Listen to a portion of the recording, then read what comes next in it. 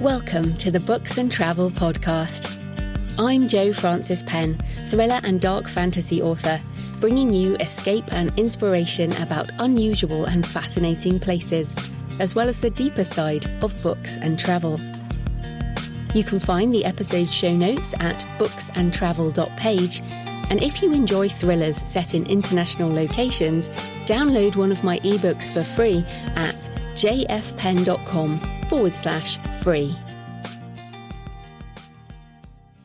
Hello travellers, I'm Jo Frances Penn, and in today's episode I have an interview with thriller author Layton Green, whose books I've been reading for years, particularly his Dominic Grey series, which merges international locations, religious and occult conspiracies, and action-adventure, similar in many ways to my own Arcane series. And we talk about how Layton researches his books, so that is coming up. So in this little introduction, I wanted to talk a bit about how I research my novels, because the most common question I get as a writer is how do you get your ideas? And for me, the number one way is travel and the places I visit. So when we're going to go somewhere, I always prepare in advance. So I'll get a guidebook and I'll check out churches, museums, art galleries, and, any sort of historical places and cultural places. Then I'll also go on atlasobscura.com, which enables you to search a particular place for things that might not go in the guidebook. And I might also Google unusual places in the city or whatever.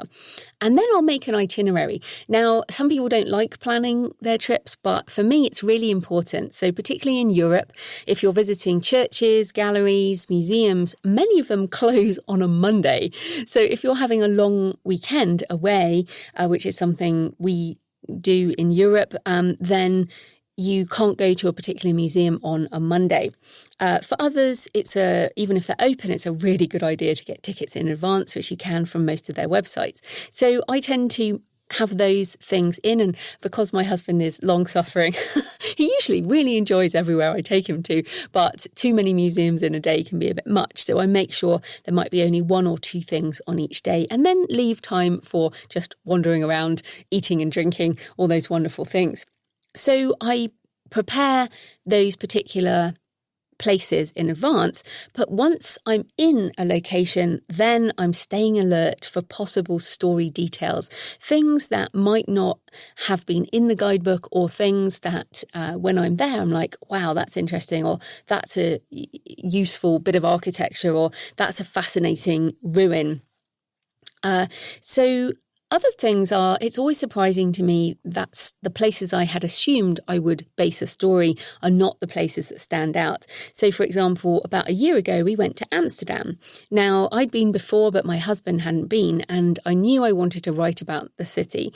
So I planned an itinerary, places like the Rijksmuseum and the Oude Kerk, which is the old church, really incredible architecture, and the Hermetic Library, which Dan Brown has funded because it helped him with his ideas. Now, these places should have brought story ideas to mind for me, but they didn't. And I left those locations going, I just didn't feel that sense of curiosity that drives me forward into a story. But then we visited the Portuguese synagogue in Amsterdam. And I hadn't realised how many Jews came from Portugal after the expulsion. And we also visited the Etzheim Library, which stands for the Tree of Life, and is the oldest functioning Jewish library in the world, and has some incredible Kabbalah manuscripts. If you've read my Gates of Hell, you'll know I'm interested in Kabbalah. And when we went there, I was like, wow, this is amazing. And I found all these great books. And that was it. That's the feeling I get when I know there's a story I need to investigate further.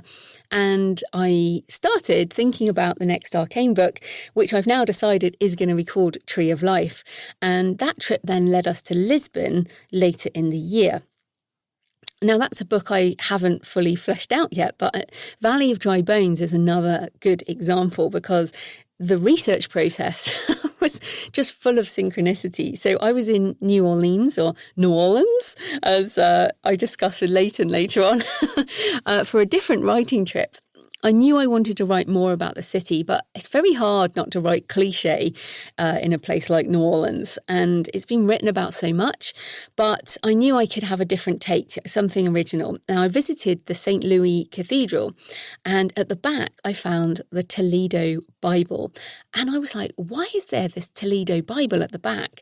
And that links it to Spain, Toledo being an ancient city outside of Madrid. And I also found a painting of Father Antonio de Sedea, known as Père Antoine, in the Cabildo next door. Now, he was Supreme Officer of the Holy Inquisition of Cartagena in Louisiana. And I had that link with the Inquisition suddenly. And I thought, wow, this is two links to Spain. Obviously, the background of New Orleans, they were owned by Spain for a bit before the French. And so this led me to Toledo, near Madrid. We visited, and I found the original Bible there. And also at the same time, it wasn't at the same time, it was different. About 6 months before, I think, I'd been to San Francisco and visited Mission Dolores and found a friar bringing the Catholic faith up the west coast of the USA to Mission Dolores. And then again, we were in Spain, and I found a statue of this friar, Junipero Serra, where he began his ministry in the city, the old city of Palma. Literally, we were walking around near our hotel, and there was this monastery and a church and a big statue of him. And I couldn't believe it, because I was like, how come there's the statue in Palma and he's the guy who was in San Francisco? I mean, think about the way the world was hundreds of years ago, or in fact right now, as I record this, it's the time of coronavirus when travelling is not so easy. So all of those things coalesced into thinking, how on earth does the Inquisition link from Spain and Toledo in Spain particularly to New Orleans and San Francisco? And that's what led me to write Valley of Dry Bones. Now, again, the Catholic Church has a lot of holy relics, and that's obviously what goes into it. And the quote from Ezekiel is what gives the book its name. But the magic of writing books set in Europe, to me, is that they do have links across the whole world, and that gives you a way to research the next step. So those are some, I guess, quite convoluted examples, but it's always fascinating to me how just leaning into your curiosity can lead into a story idea. So a simpler example, we moved to Bath here in the southwest of England in 2015, and we lived very close to an antique map shop run by an old guy. And I used to walk past it every day, and I always looked in the window, and because he changed his window quite often, and I bought his book and I went in there, and I wondered what it'd be like to dive into one of those maps and travel to a place without having to get on a plane. And that idea and that map shop sparked the whole Map Walker trilogy. And if you've read Map of Shadows opens in that map shop in Bath. And then what was so fascinating is about a year later, he retired and shut the shop down. It's now, I don't even know what they do. They have pictures in the windows, but it's not a map shop. And so if I had moved to that place a year later, I may not have had that idea. So it really was so grounded in space and time. So as Layton and I also discuss in the interview, we both get a lot of inspiration from museums. And the British Museum in London is one of my regular haunts. If you are in London, please go to the British Museum. It's fantastic. I always find inspiration there. So an exhibition of holy relics made it into Crypt of Bone. Day of the Vikings is inspired by an exhibition I went to, and actually I describe that exhibition in the book. The Dark Queen short story was inspired by the Sunken Egypt exhibition about Thonis Heraclion. And for my London crime series, Blake Daniel works as a researcher at the British Museum. So that features in my books too. So I was thinking in another life, I would probably have been an archaeologist or a museum archivist, perhaps, something like that. So when I'm in a place, I take a lot of photos. I share them on Flickr and also now on Instagram at JFPennAuthor. And I buy lots of books, as you can often find local guides with much more detail than you can on the internet. Then I bring all of that back and somehow in my brain it coalesces into a story.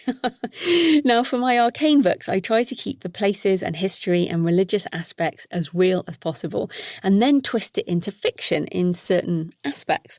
But I want you to believe it could be real. And perhaps it could. Right, let's get into the interview with Layton Green and a discussion on how he researches his thrillers. Layton Green is the award-nominated international best-selling author of the Dominic Grey thrillers, as well as the Blackwood Saga fantasy series and loads of other books. Welcome, Layton. Hi, Joanna. So nice to talk again. Oh, absolutely. So I wanted to ask first. So I first got to know you. I read The Summoner when it came out years ago now, and I knew I wanted more of your thrillers, and we met later on. But tell us about the origins of that book with your travels in Africa. I will. And first off, I'm a fan of yours as well. I think it's almost funny how our interests in fiction coincide over the years. When you came out with was it Map Walker? Is that the name of that series? Yeah, Map Walker. Yeah. Like, did she just take that from my head? I mean, that is ridiculous. I love your ideas. But back to The Summoner. That was my first, not the first novel that I wrote, but the first one that came out. And after I had written my first novel called The Letterbox, which is out now, I just was thinking, I wanted to write a book that actually sold. So I thought, I was naturally drawn to mysteries and thrillers. And I thought, what would be cool and different and interesting? And my fiance at the time, my wife now, is Zimbabwean, and I had been doing some travel there. And I thought, not a lot of people go to Zimbabwe. And I am a huge traveler, as you know. And I thought, okay, I'll write about that, which turned out to be a strength and a weakness. A weakness in that I had so many editors love the book that say, no one's interested in Zimbabwe, so we can't publish this book. And it turns out that they were kind of right, but it was also a strength. People that did like the book were the people that do love to travel to exotic places and were fascinated by that new culture. So I am a traveler that is bored by going to the same place. I won't say twice. I do like to do some repeat, but I really am intrigued by new and different cultures.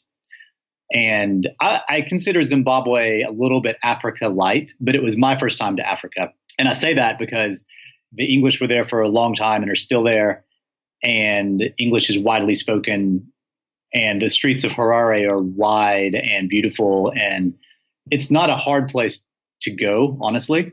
But then you go into the countryside, and you see the villages and the exotic flora and fauna, and there's actually some really cool ruins there from the Shona culture. They think they were around 800 AD, and the Portuguese claim they discovered them, but obviously they were there for a very long time before that.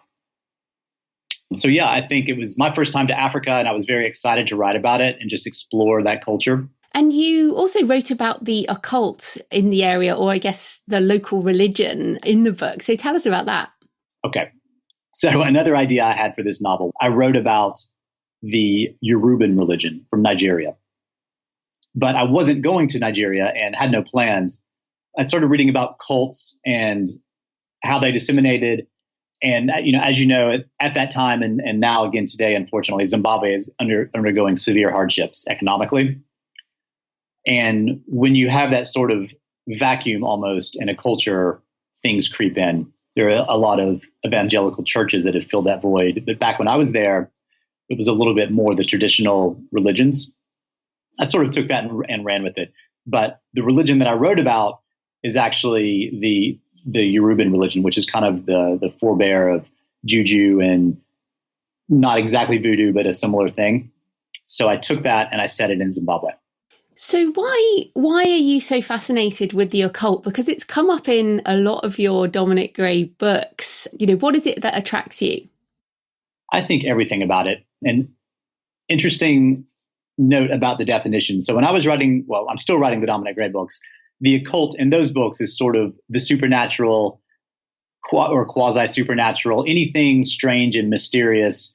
But we, tend to think of it as vampires and werewolves and things that go bump in the night. And it can be that. But for the books I'm writing now, and I know we'll get to this in a minute, we're using a definition of the occult that just means all things hidden and mysterious. So there's that as well, whether it be science or even history that just isn't known to the general public. So I think the occult can have a broad definition. I've always been super fascinated by all things occult. I could have easily gotten a degree in theology. Not that that it's easy, but my interest was there. Yeah. You know what I mean? In fact, I'd like to go back and pursue one. So anything to do with the unknown, I've always been fascinated by. Yeah, me too. And I wondered, when you travel, do you plan your travel around your books, or do you find stories when you get there? Like, how do you research? That's a great question. And I'd actually be curious as to, your answer to that as well. But it's about 50-50. Often I will plan my books around where I want to travel. But of course, if the narrative takes me elsewhere, I'll follow the narrative. But usually they intertwine really closely. And you can always work a place into the plot that you haven't been before, that you want to go. But I'll also say that a lot of my novels, as I'm getting into the plot and writing the story, things will come up or places will come up that I want to visit, and I'll just decide, okay, it's on. That's going to be where I'm going, and that's part of the story. And how do you document things when you're there? Do you take pictures? Do you write notes, or do you write later? I've found that for me, the best way to do it is to take notes as I travel. I take some pictures, but I never look at them for writing. I will take my little moleskin notebook and my pen, and definitely the best part of my job. And I'll just go to a place and I'll walk around and I'll record my thoughts and impressions. And that I've found leads to my best writing. And then I guess both of us, again, we base things around a lot of actual places and actual truth, and then we bend that. So how much do you stay true to the things you see when you travel, and how much do you change it? I think a hallmark of my writing is that I try to stay as true as possible, especially when it comes to setting.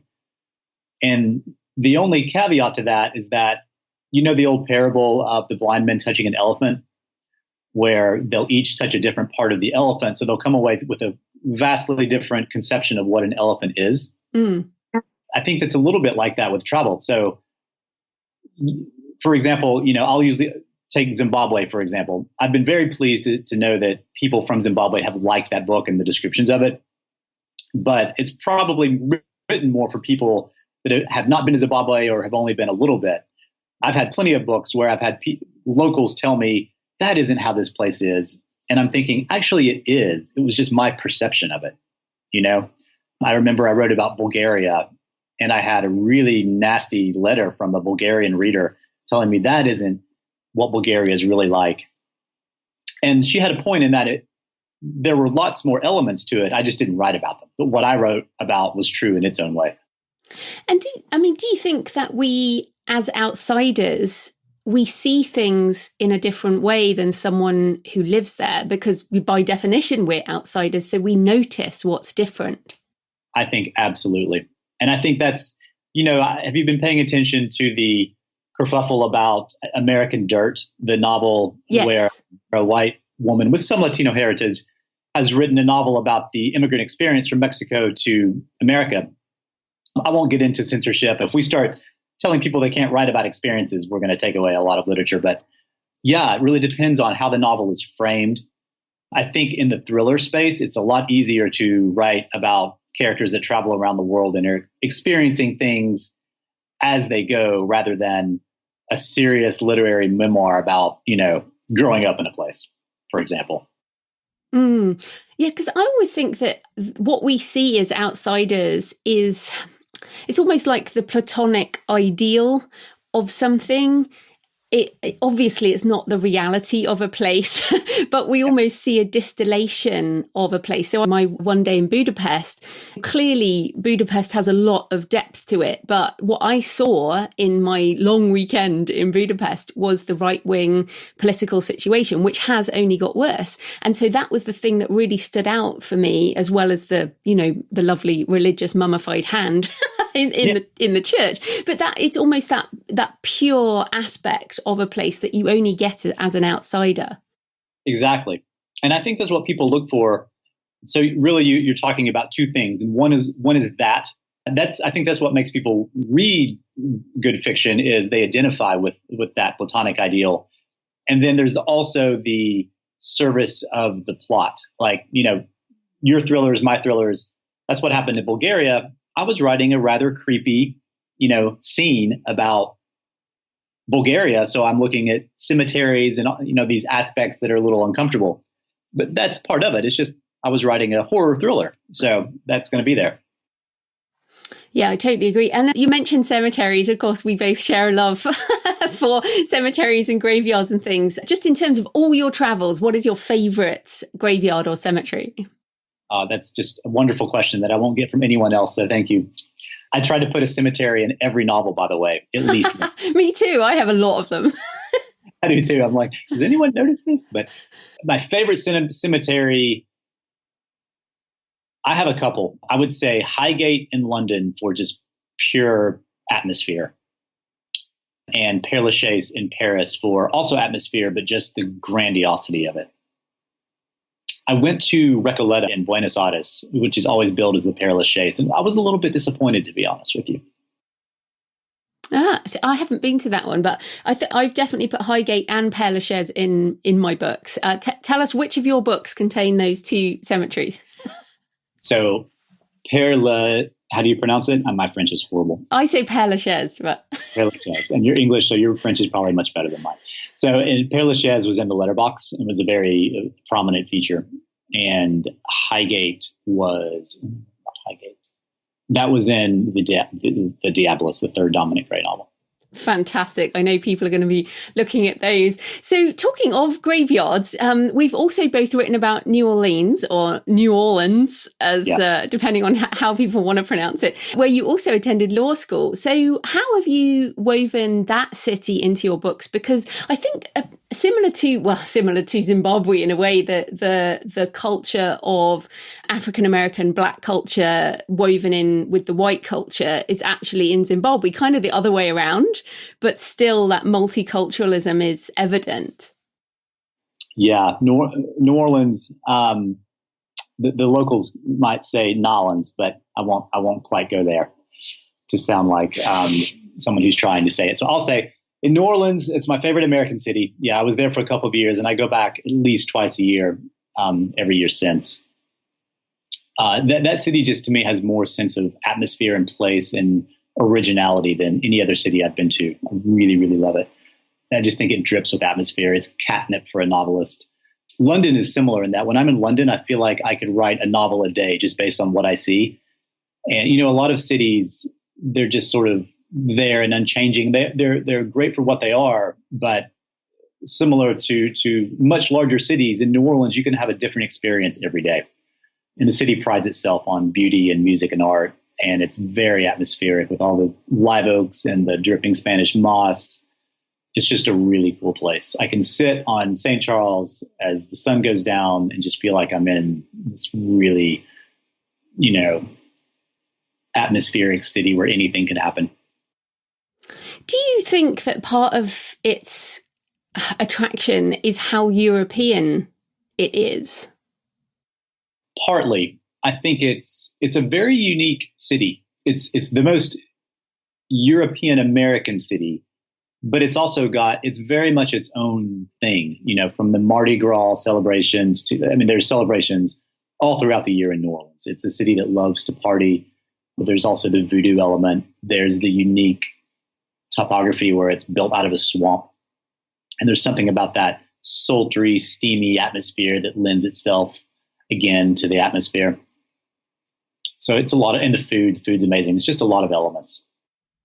And I mean, with such a rich cultural history, how do you write about a city like New Orleans without getting into cliche? It's hard. It's right.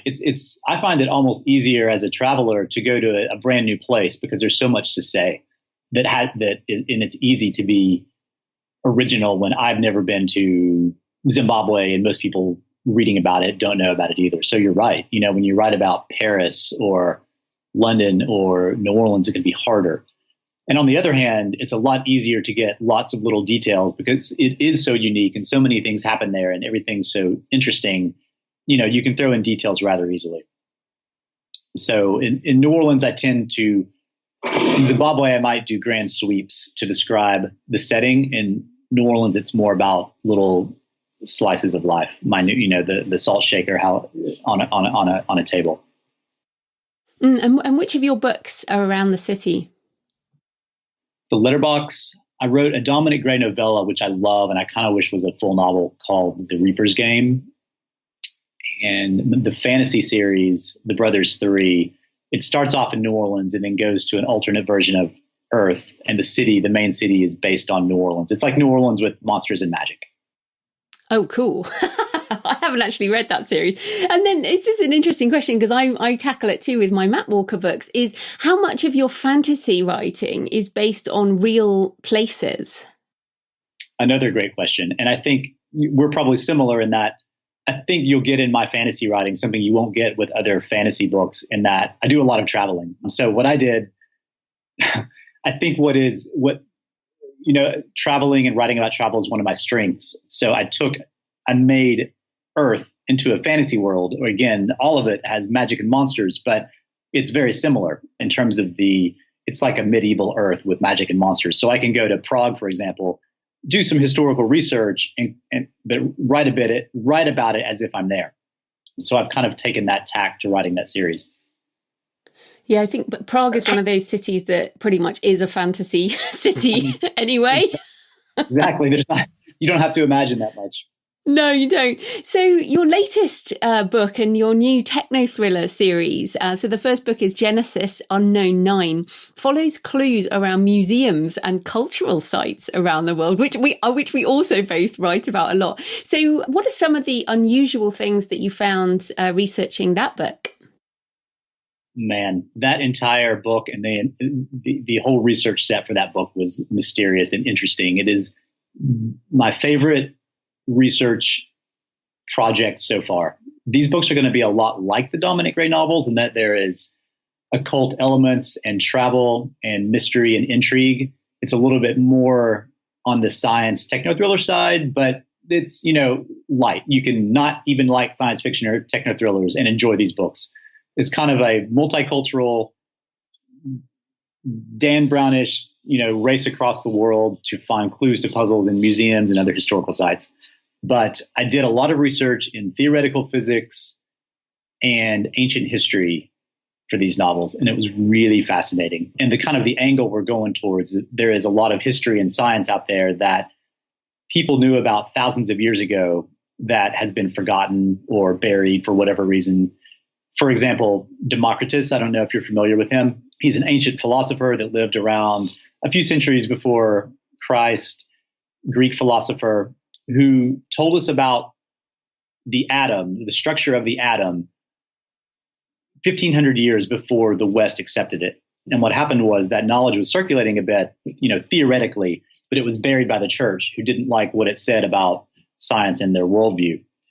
And when I started reading about that, I was just absolutely fascinated and thinking, wow, where would science have been if that would have caught on instead? And did you travel to find the clues for this, or did you research online? Well, you know me, I go everywhere, Joanna. Every single place in my books I go to. And I'm I guess that may be the next topic. I don't know what I'm going to do right now under quarantine. So yeah, for that novel, I traveled. For novel number 1, I went to Copenhagen, London, Egypt, Sweden, and New York. Oh, cool. So does that mean the Met is in it as well? The Met is not in those books. No way, because the Met is full of so many cool things. Met is super cool. The Natural History Museum in New York Museum of Natural History is in it. And the V&A Museum is in it. And there's a lot of more unknown museums as well in books 2 and 3. Give us an example of one of those unknown museums, because people have heard of the big ones. The Kolkata Museum of Science and Technology. That's probably maybe not unknown in Kolkata, but yeah. I knew you were going to ask that, and I should have looked up a few more. I even made up museums for these novels. That's always a good way forward. Right. I would go to museum and get inspired, like the Kolkata Museum. I made up a museum called the Kolkata Science Technology Institute. But yeah, if there was something I really wanted to feature, I may veer a little bit. But for the most part, I stayed true. And it's a good... Well, okay, so it's very difficult when you go into a museum with the type of minds we have, and there are literally hundreds and thousands of objects. So how do you hone into objects that you'd like to write about when you walk into a museum like the British Museum in London, for example, which is overwhelming? Yeah, overwhelming. So how do you kind of cull it down? And you're right. Like, I go in there and I just want to read every placard. I mean, I could spend my life in the British Museum and just waste it. It wouldn't be wasted. That's true. And I could read about everything. So yeah, you're right. You have to boil it down. And I would say, usually I have an idea for the plot, and I'll go in and I know what section I'm going to, and I'll just maybe I'll write about mummies. So I will spend a few hours or even a day in the Egyptian section. And then I'll usually get some ideas or inspiration that I hadn't thought of before. So it's a little bit of narrowing it down, but also being open to inspiration. Yeah, I tend to also go along to the special exhibitions. So I went to one on Viking history that ended up being my book, Day of the Vikings, which was, Neo-Vikings arrived to plunder the actual exhibition. So I've written about British Museum exhibitions in so many books. I bet you have. Which is really fun. But as you mentioned, we're recording this in April 2020 during the coronavirus pandemic, which has us in lockdown. They've actually today extended the lockdown here in the UK. So neither of us can travel, which is kind of crazy for both our mental health, but also our job. So I wondered, does travel mean even more when it's not possible? And where will you be heading once lockdown is over? I think so. I had, 7 trips that have already been canceled or in the next few months will be canceled. So yeah, I know that, other people are being hurt much worse, but that is my particular pain in that thankfully I can still work because I'm a novelist, so I can still write, but not leaving my house or my neighborhood is really hard because travel is my lifeblood. So I think when it's over, I'll just try and repurpose some of the trips I was going to take. I need to travel for the 3rd novel in the trilogy that I'm writing, and that's going to take place all over Europe. So I'm looking forward to that. But even just going to the beach or the mountains or down to New Orleans, I'm really missing that. And can you identify specifically what it is that travel gives you? I've never actually thought about that. I think it just opens up the world. I think I've always been someone who needs a little bit of stimulation. I like to see and do new things. And funnily, I didn't travel until I was 20. I grew up in a small town in Kentucky and then moved to Tennessee. And I think I'd been to the beach in my grandmother's house, and that was it. And then when I had a scholarship to college and I went to London for a semester, and my eyes I was like, oh yeah, I'm going to be traveling the rest of my life. Yeah, so, I'm with you. I'm also just itchy foot at the moment, desperate to get out. It's really hard. It's really hard. It is. You're in Bath, right? Yes, Bath, as we call it here. Oh, okay, I'll stick with Bath, I think. But to you, that's like, oh, he's taking a wash. Nice. But it's one of my favorite cities too. So are you able to walk around it at all? Yeah, we can go for one walk a day, government allowed one walk a day, but not for a long time. And it's very closed down, obviously, as everywhere is. So it is quite a different place right now. Quite spooky though, so good for writing. Yeah, it's a beautiful city. Oh, I love that. Yeah. So wanted to ask you, so obviously we're all doing much more reading. So apart from your own books, what are a few books that you would recommend that have incredible sense of place or that you love? Present company excluded. I would say someone that comes to mind is a writer named Michael Gruber. He's criminally unknown, but he writes amazing novels. And he wrote a series that I think you would like. They're thrillers that delve into the supernatural and the unknown, and they're set mostly in Miami. And Tropic of Night is the first. That has an amazing sense of place. I'm a huge fan of Martin Cruz Smith, and I think when I read Gorky Park, I think, wow, that he just absolutely nailed that setting. But I think my favorite of all, probably because he writes about New Orleans, is James Lee Burke. And if you haven't read him, I highly, highly recommend his Dave Robichaux mystery series. It's set mostly in New Orleans and a little bit in Montana. Well, we're talking about international thrillers. I've just read a fantastic trilogy by a Basque writer called Dolores Redondo, and it's called the Basque Trilogy. It's in translation, and it's just fantastic setting. I think it's the first novel in that trilogy. Yep, for the column. Oh, there you go. I'll link to that in the show notes because I just got into those books, and the devastating thing is that the fourth one hasn't been translated. Yeah. Let's hope it will be. That is a bummer when a series just gets, halfway through it and there's no more translations. No, exactly. No, it's difficult. But those are some great recommendations. So where can people find you and your books online? You can go to www.laytongreen.com is probably the best place to go. I'm on Facebook, and of course, Amazon and Goodreads is another good place. But the website, newly revamped website, is probably the best place to go. Fantastic. Well, thanks so much for your time, Layton. That was great. Thank you, Joanna. Always a pleasure. Thanks for joining me today on the Books and Travel podcast. I hope you found a moment of escape. You can find the episode show notes at booksandtravel.page. And if you enjoy thrillers set in international locations, download one of my books for free at jfpen.com/free. Happy travels until next time.